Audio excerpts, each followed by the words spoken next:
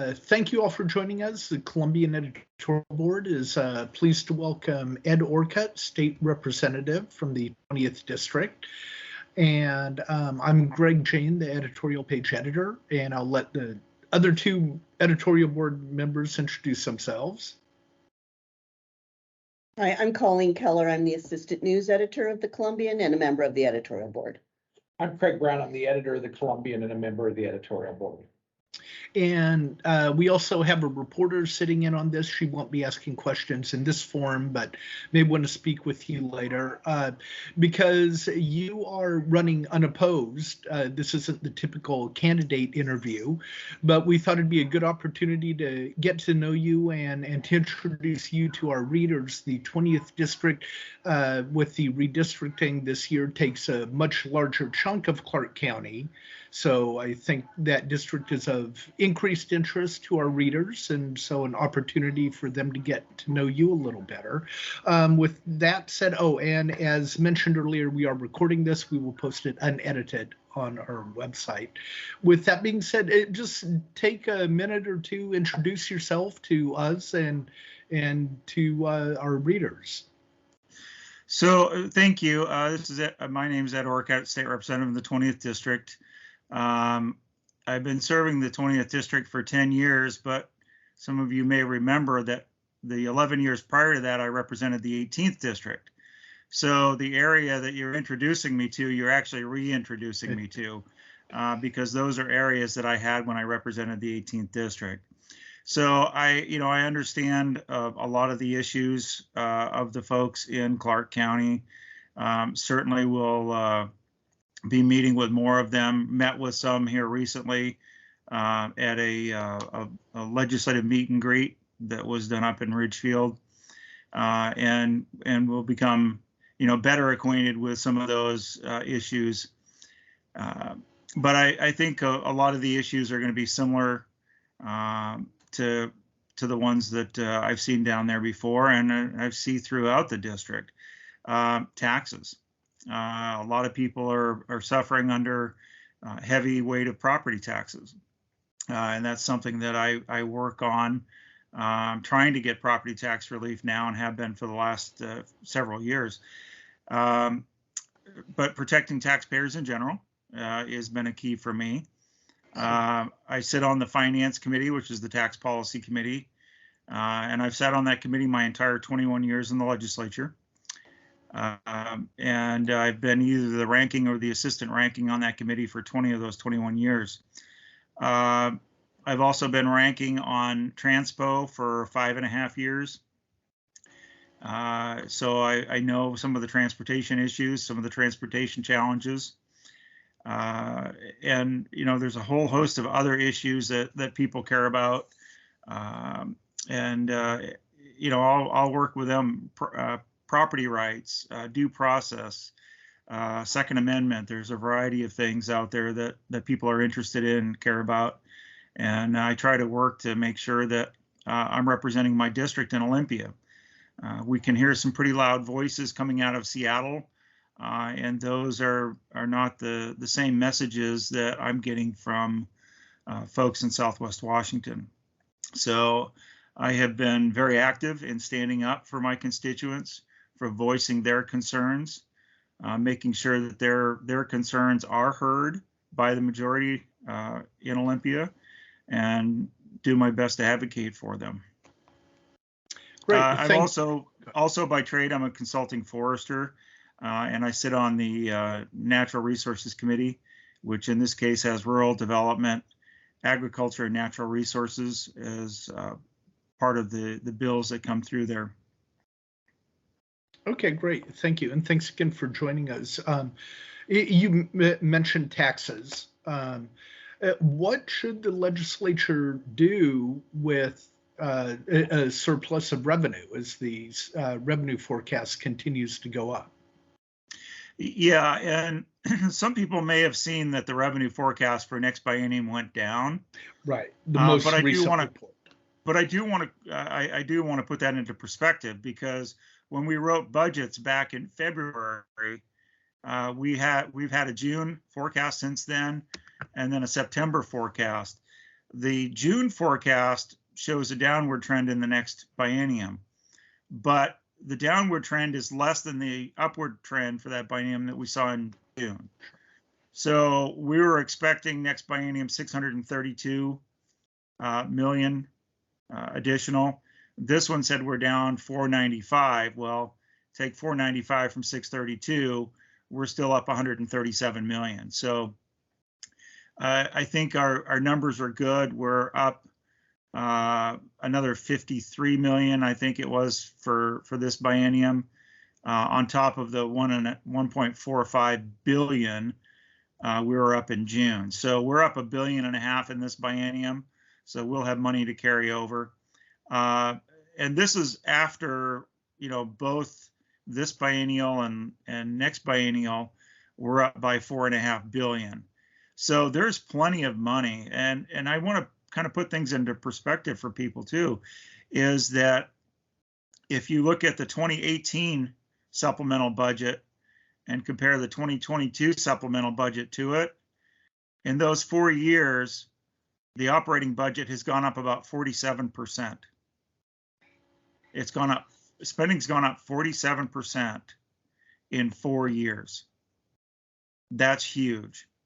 And that tells me that there is definitely room for tax relief. We know that we have received more money in property tax than what we expected under the McCleary fix. So one of the bills that I've introduced over the last few years is a bill to take us back down to what voters were told, what citizens were told when the McCleary fix went in as to what their tax burdens would be. We've collected more than what we expected. So let's go back and take that down. Property tax relief, that would be one easy way of doing property tax relief. We're doing the tax structure work group. And one of the things that we heard in some of our meetings around the state, which were all done virtual, is what about renters? Because renters pay property taxes in their rent. How do we get them rent relief? Well, under my proposal, the owners of the property would get a tax break. Therefore, the renters would get some rent relief. Do you think that tax break would be passed along to renters? Well, whether the question would be, would a landlord lower their rent, or would they just not do an increase in rent as a result of that? So if you don't have upward pressure on property taxes, they don't have the need to raise rent. And I think with rents rising the way they have, it would probably end up being a slower rise in rents. If somebody were lucky, it would be a zero increase. So yeah, I do think it would get passed on in the fact that rents would not go up as much. But I think that's where you would see it, is rents not going up as much. And what about, would you support a reduction to the state gas tax or reducing B&O taxes or anything along those lines? Well, I think there's 3 areas that I think we really should be looking at, and obviously we can't do all of them, but I think there's we could do something for sales tax. We could lower the sales tax rate. We could do something on gas tax and replace that with general fund money. That way we keep all of our projects on track and don't take away from, 1, we don't take away from projects, and 2, we don't take away from preservation and maintenance because that's a pretty big issue for DOT right now. So I think there's an opportunity to do it either through some relief on gas tax, or relief on property tax, or relief on sales tax. And I'd like to do something on property tax because of the pressures that a lot of people have seen. I saw my assessed valuation just go up and got a call from a constituent who was concerned about theirs went up. Ours went up about the same amount, 37%. So I know that's a concern for folks. We do have a budget-based system in our state. So a 37% increase in valuation doesn't necessarily mean a 37% increase in tax. There are so many factors that go into it. Our property tax system is very complicated. And I've been, I was learning about our property tax system before I got in the legislature, but certainly I've been dealing with tax policy on property taxes my entire time in the legislature. So, and I'm still learning things about our property tax system. It's really that complex. But I do think that, people have been seeing their actual taxes go up as well. And so I think that doing some things for property tax relief, and part of the reason we're actually getting the amount of revenue that we're getting is because we had a short period in there where it was a rate-based system for 3 years. And the housing market was way stronger than what was expected at the time the McCleary fix was passed.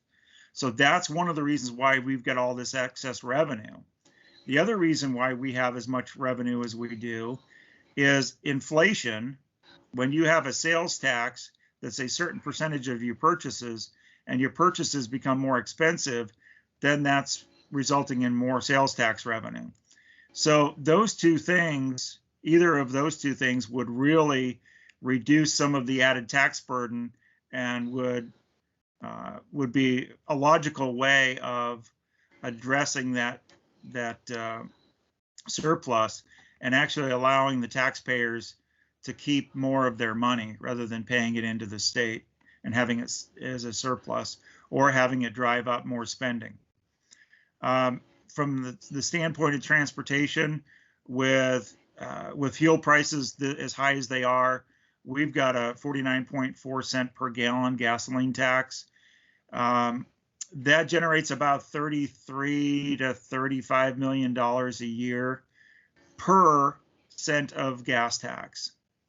So if you multiply 49.4 times 35, that will tell you that if we suspended the gas tax for an entire year, that's how much there would be. So it's about $1.75 billion, I think, is about what it comes out to.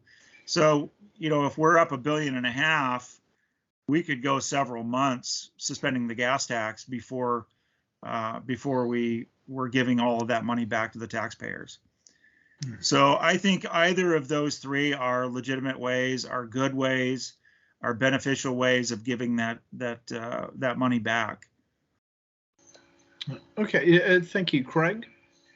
Sure. Let's talk a little bit about transportation. Is the Interstate Bridge Replacement Project, is that kind of on track and where you'd like it to be, or are there some things that need to be different about that? Well, I'd have to look and see what that latest proposal is. I have concerns about that. I know that it seems like one of the last things I heard about that was bridge height was going to have to be much higher than they previously anticipated. So I'm going to have to check back in with DOT and see what that means for design.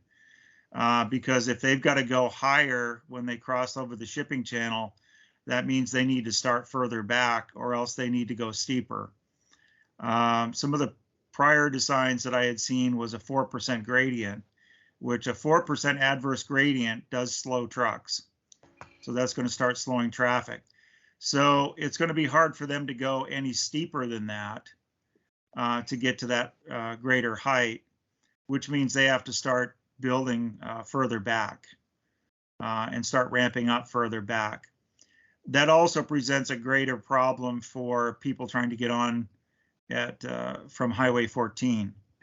And so I do want to sit down with DOT and look at what some of the challenges are created by that. I will tell you, I still think we need a third bridge.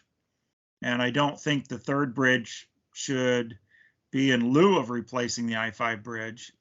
But I do think when you look at the growth in the area, the number of vehicles that are being served, 2 bridges are not adequately doing it. And I look at Cowlitz County with a population of 100,000 people, and we've got 8 lanes crossing the Cowlitz River. you've got a population of 500,000 or 600,000 in Clark County, plus the people from Cowlitz County that are coming down and crossing that bridge or those two bridges every day. And you've only got 7 lanes crossing.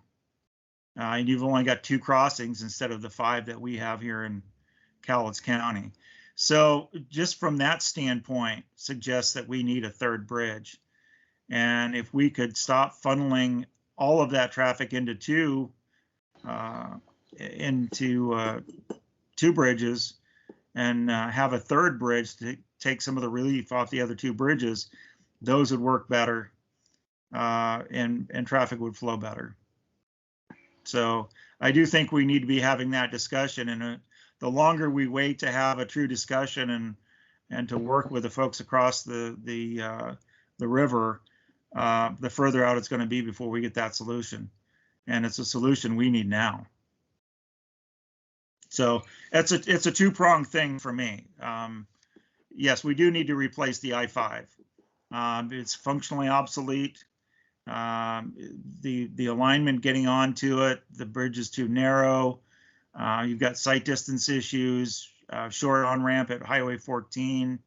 But you've got, even with a new bridge, you've got some of the same or even worse challenges in trying to get 4 major arterials onto that bridge within a mile of the bridge. And that's SR 14, Mill Plain, 4th Plain, and SR 500. So it is a very difficult replacement project. And, you know, I'll continue to work with folks on it. I'll continue to voice the concerns of my constituents, and try to get the best product we can and get it at the best price we can. And talking about a 3rd bridge, real quick, would you advocate for downstream or something upstream of the 205? I think with the growth in the Camas-Washougal area, we could do something that would be upstream from 205. Okay. That would be your first choice if it were solely up to you. Yeah, I think something around 192nd would be a good location. I think we should look and see, are there any opportunities between I-5 and 205 for traffic to cross? I know with the airport there, that makes it difficult. But yeah, I think the airport would find a spot. If we could find a spot to land on the other side, if you could take off at maybe Lisa Road and go across, even if you had to angle or turn the bridge on the other end, if something like that would work, that would relieve traffic potentially from both I-5 and 205. And then, I mean, you get some relief on I-5 from doing something out at 192, but I don't think the relief is as great on I-5 as it would be on 205. Sure. Now, I believe that you oppose the $17 billion transportation package that passed this year. Is that accurate? That is correct. And why is that? What was your thinking on that? Well, it adds more onto vehicle transportation or onto vehicle license fees. There are a whole host of things that it's relying on. It's relying on the carbon tax. I mean, there were, I think, 30 different aspects to the funding package on that, and I'm really concerned about that. The carbon and the cap and trade, those very much concern me because those are going to be hidden taxes. They're going to be something that doesn't show up as a tax to the consumer, but they will be paying it through the price of fuel. So the refiners will be paying the added burden of those, and that's going to get passed along to the consumer. So for those people who have to drive to work, drive to doctor's appointments, drive to, for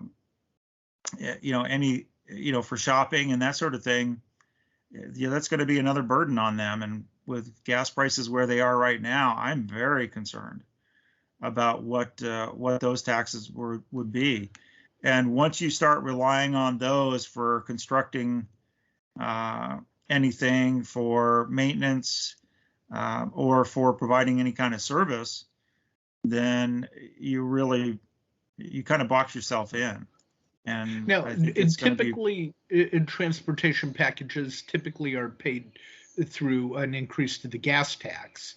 So would you have preferred that, or were you just opposed to any transportation package? Well, I'm a little concerned about having done a transportation package this quickly after the 2015 package. I mean, that was a 16-year package, and we're 7 years into it when this one was passed. So I'm a little concerned, especially with the bids that are coming in right now, with the scarcity of materials because of the supply chain issues. So I'm worried about adding more projects in at the very same time we're struggling to pay for the ones we already have on the books. So we are seeing those bids come in higher than expected. And so, either some of those projects are going to be put on hold, or they're going to be delayed further out. And I'm just worried that the state is now competing with itself for contractors, for materials, and it's going to be harder and harder to get projects done, and it's going to be more and more expensive to get and by that, done. you mean like a project in, say, Southwest Washington might be competing with a project in Spokane to get You might have two materials projects in the same area competing. Sure. Okay. And Craig, do you have any... It's an issue of, is there enough labor out there? Are there enough supplies out there? Can people get supplies quick enough to get projects done? And we've seen DOT struggle with, with getting the supplies they need just to fix some of the guardrails that get damaged by auto accidents. Some of the delays that we've seen there have been they just can't get the materials. The contractors can't get the materials to fix them. Okay, and Craig, did you have a follow on transportation? Sure. So thanks. Since you're from the 20th district, I'm going to take advantage and ask my pet peeve question, which is when in the heck are they going to put a third lane on I-5 between the Castle Rock rest area and exit 88? So that 2-lane pincher really is a pain in the butt. Well, somebody who has to drive to Olympia as much as I do, yeah, I feel that pinch point. And I have been bringing that up to DOT. It's not on their radar screen because of a lot of other projects they're looking at, but I keep asking the question and making the point that traffic is starting to build there, and it is, starting to slow down. I can't believe how many vehicles there are out there. It's just incredible. And it seems like there's a huge increase in the amount of truck traffic. Yeah. And truck traffic is one of the biggest things that will slow you down in a 2-lane, because once one of those pulls out to pass another one, one might be doing 60, the other's doing 65. Well, for those of us that are trying to do the speed limit at 70, you get slowed down. And sometimes they're not passing at 65. Sometimes they're passing at 62, and sometimes it feels like they're passing at about 60.5 miles an hour. Because it takes an awful long time for him to get back. Well, then there's always some guy in some fancy sports car that wants to do about 85, and he's right on my butt. It's a pain. Yeah. Colleen, it's hard to have several different speeds on a freeway that only has 2 lanes. Sure. Colleen? Yeah, thanks. Mr. Orcutt, you were mentioning the McCleary fix, and as I'm sure you're aware, in Clark County Public Schools, special education is becoming a real hot button issue because inadequate resources, et cetera, that folks have been talking about. McCleary did not address special ed. Is that something the legislature needs to go back and take another look at, do you think? Well, when we did the McCleary fix, that was one of the first complaints that we heard. And I said back then that, yes, we need to go back and take a look at that and address special education. Okay, and do you have some specific suggestions on how McCleary could be, the fix could perhaps be improved, amended in some way? It's really hard to come up with any kind of specific formula because of the degrees of needs for special ed students varies tremendously. And I've talked with some superintendents in some of the smaller school districts who say that, you know, if we get one severely disabled individual with tremendous amount of needs, you know, that can be a $100,000 student. Whereas some other school districts may have lower acuity levels with their students. So there's greater differences in needs and cost to serve students within that special ed group to set any specific formula. But I do think we need to be looking at ways to help, especially those small school districts, when they get that very high need special ed student. They don't have a lot of budget to draw off of. They don't have reserves big enough sometimes to cover that. If they do, they don't have, they don't have much left in reserve. So I think that's really where we need to focus some of our need, is on the higher acuity issues and being able to be responsive when a school actually of any size gets that higher acuity student, but certainly when those smaller school districts get them, because the smaller the school district, the more difficult it is for them to serve the higher acuity student.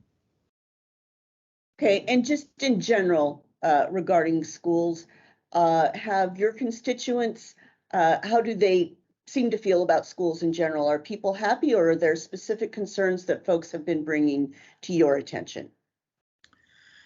Well, I've got a fairly diverse district, so I hear everything.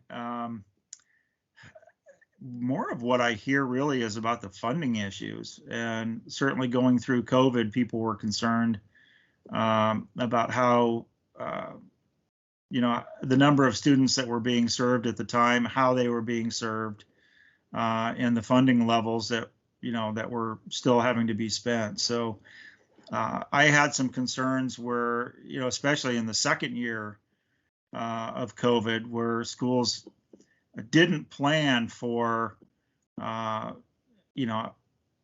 basically another COVID year, and so they didn't take action to address some of the cost issues. So certainly there are some cost reductions when students are being served in their homes rather than being brought into the school system. So that was one of the biggest things that I heard. There are people that have concerns with, what's being taught, how it's being taught. Are they getting a better education at a private school? They want opportunities for school choice, is a big one that I hear. They want to be able to choose which school is going to work best for their students. And by that, you mean something that the state, where they would get money from the state in some way, because people do have choice. You can send your kid to a private school if you want to. So you're saying as in school choice, as in vouchers or something like that? I think our model should be set up where the money follows the student. And as long as the school is, is meeting criteria, that the students are learning the materials, that the funding should follow the student. Okay, and all right, so, okay. Yeah, I'm done. What about land? What about land use? So part of the the part of the 20th district that's in Clark County is some groups rightfully point out that it needs to be preserved for agriculture and open space, and other groups rightfully point out that we need more land for housing because it's scarce in Clark County. What can the state do to help resolve this conflict, and what's your take on those two issues or those two groups? Well, if we've got people that are farming and they want to continue to farm, we need to make sure that they can.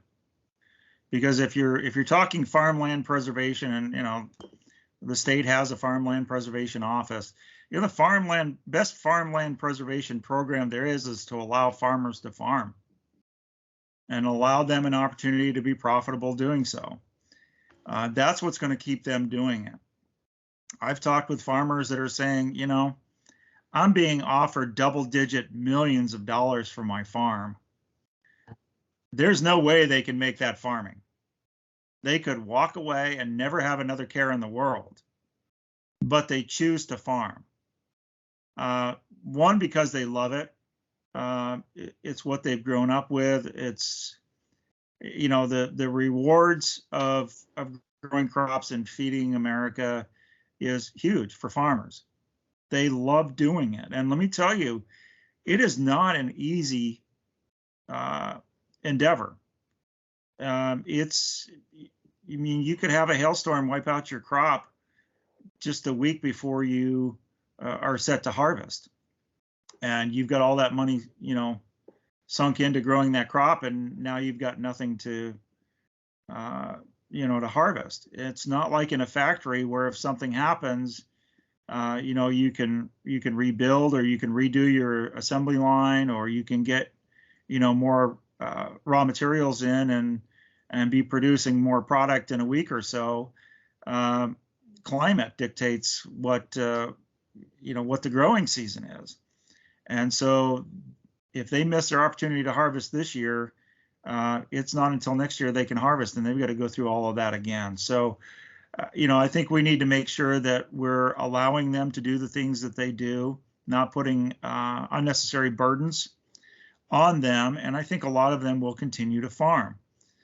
As far as finding the land that they need, I've always been concerned about the Growth Management Act. I've been concerned about some of the environmental regulations we have and how much land gets taken out of a development for some of the environmental regulations. And that's areas where I think we could do better. And I strive to find those fixes and try to get those fixes through. It's an uphill battle, but at some point we're going to have to start looking at that and figure out, how do we get more housing and still preserve the farmland, because we've all got to eat. And so I don't want to see us cutting away our farmland or cutting our farmers out to build homes. But we do need to build homes. And I've driven around some of the back roads in the Ridgefield area, and I see how the development is occurring down there. I also know that where the Dollar Tree distribution center is, in 1990, or 91, I think it was 1990, I was down there, and I met a spray plane down there, or a helicopter down there. He was spraying the potato field. So, that's ag land that's been lost in the last 32 years. And more ag land is being lost to development, whether it's industrial, commercial, or whether it's the residential. So we need to take a look at growth management and see what it's doing, what impact it's having, what restrictions it's putting on the ability to build more homes. Can we build more homes in smaller areas? What about accessory dwelling units? That's especially important for senior citizens, for them to be able to live in separate quarters, but on the property with their kids. Those are types of things that we need to allow. And I think we need to be careful that, you know, when we try to do more infill, that we don't disincentivize that, that we rather incentivize it. And I think some of the ways that people want to allow additional infill or allow a little more density is to require that, you know, that the contractors go through or home builders go through some set of hoops or have some new expense that they've got to pay. Well, you build a few more homes, but you just drove up the price of all of your homes. That's not something that's going to work either. So Now, I think we're down 250,000 homes in the state from what we need over the last 15 years, and we've got to start catching up. So we've got to do some things with land use, with regulations, and we've got to eliminate disincentives to building. Now, you mentioned one example of farmland that was lost. So in that regard, should the Growth Management Act be strengthened? Do we need more regulations to protect that farmland? Well, I'm going to go back to my original comment that the best farmland preservation is to allow farmers to farm. I don't think you can come out there and say, okay, this land is going to be deemed agriculture, and then just somehow magically it's being farmed. It still takes a farmer to actually do the farming. So you can do whatever you want with zoning and preserve land as farmland, but that doesn't mean it's being farmed. And that's really the key issue here, is making sure it can be farmed, because most farmers will continue to farm as long as they can. You know, there are farms down in Clark County that have been in the same family's hands for 50, 100, 150 years. And their kids, their grandkids are looking at you know, a career of farming that same land that, you know, multiple generations ahead of them have done. And if they're allowed to, if they're not regulated out of the ability to, they will do it. But it is a hard life, and it's really difficult when, you know, somebody takes a look and says, do I want to gamble on whether or not I'm going to get paid at the end of the year? Or do I want to go take a surefire, you know, $75,000 or $100,000 job somewhere else and go get a college degree and go to work at some tech company? You know, if people aren't given the opportunity to farm, then their kids and their grandkids are going to start making those decisions. Sure. And then they're going to be left with nobody to actually farm it.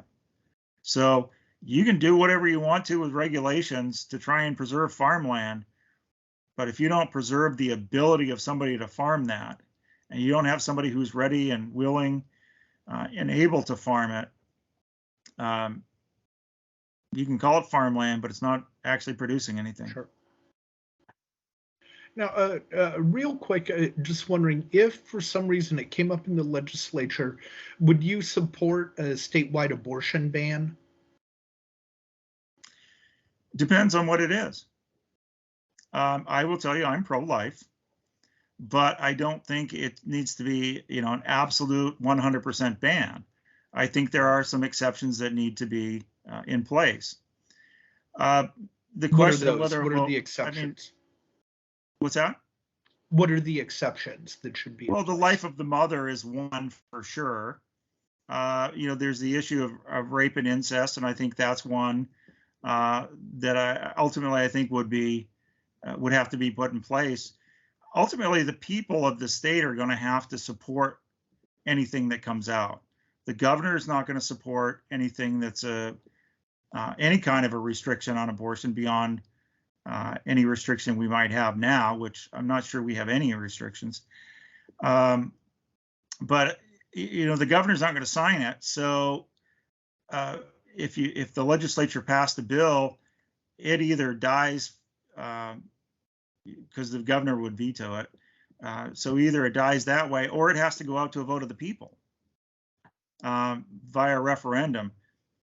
Let's just say, for example, for argument's sake, say the legislature did pass something, and the governor did sign something, which I think both are extremely unlikely.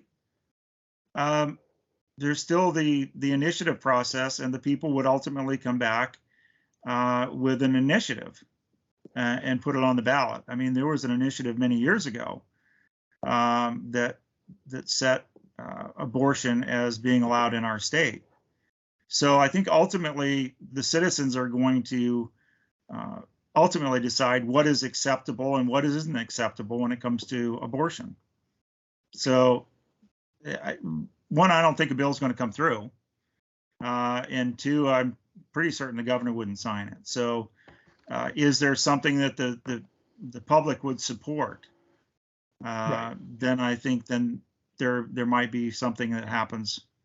But I think it would be done probably by initiative.